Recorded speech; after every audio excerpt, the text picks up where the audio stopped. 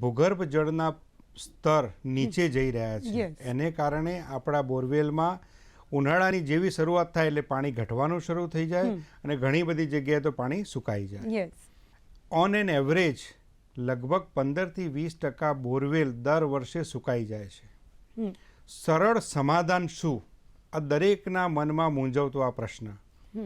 આપણા ઘરની છત ઉપરથી આવતી વરસાદી પાણીની લાઈન, એ લાઈનમાં એક નાનું 3000 રૂપિયાની કિંમતનું નાનું ફિલ્ટર ડિવાઇસ લગાવી દેવામાં આવે અને એમાંથી ધાબા પર રહેલો કચરો ફિલ્ટર થઈ જાય અને એ ચોખ્ખું વરસાદી પાણી આપણે આ બોરવેલના કેસિંગ પાઇપ સાથે પીવીસીનો પાઇપ કનેક્ટ કરીને આપી દેવાનું.